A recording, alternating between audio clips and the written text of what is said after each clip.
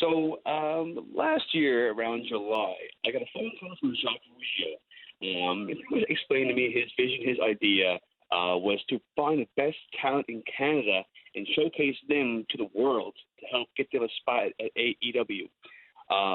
And at the time, like, I wasn't sure if it was going to happen or not, but I still believed in it. So I said, yeah, sign me up.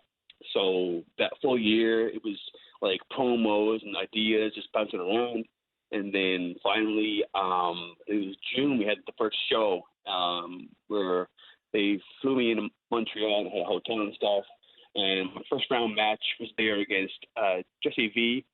I went back for round two, August 14th.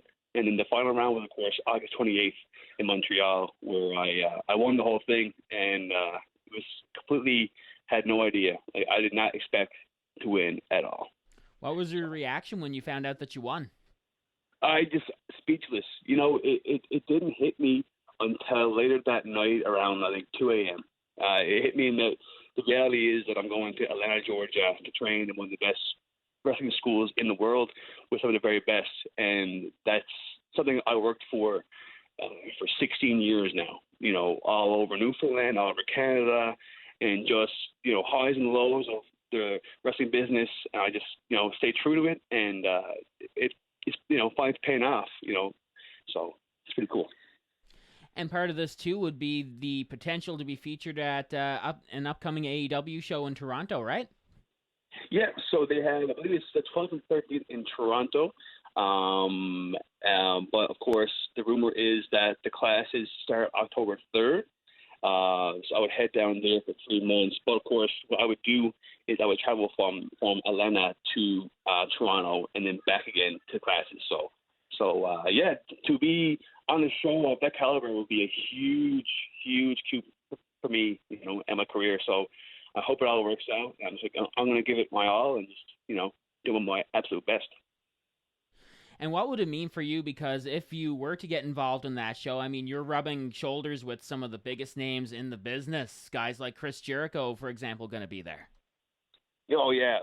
And as a kid, I watched his matches so much. He was one of my favorites. So to be on the same stage, same locker room as these guys would be an absolute honor, to just meet these guys, learn from them, just, pick their brains and help, use their advice and help to get better and better myself.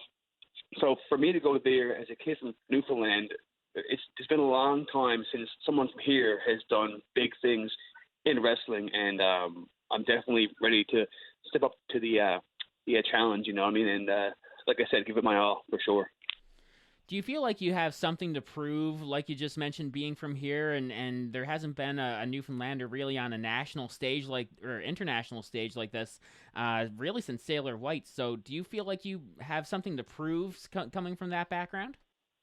Oh, absolutely. And not that, not to say his legacy was anything bad, but I feel like we never got a fair shot. No one from Newfoundland has put themselves out there like I have to get this moment. So, I got so much on the line, so much here to prove that it's almost overwhelming at times when you think about the reality is it's happening, it's finally happening. And then the other side of the coin is I got a huge chip on my shoulder, not like a bad one, but it's that constant fire behind me to keep me going. You know what I mean? So for example, I got home and seen so much support and love from everyone all over the island, and I had no idea that I had that much support back home. You know what I mean? So that in itself was just something special for sure. Excellent, man. Well, I wish you the best of luck with it all, and hopefully we'll be seeing you on our TV screen soon enough. Thank you so much, my friend. All the best.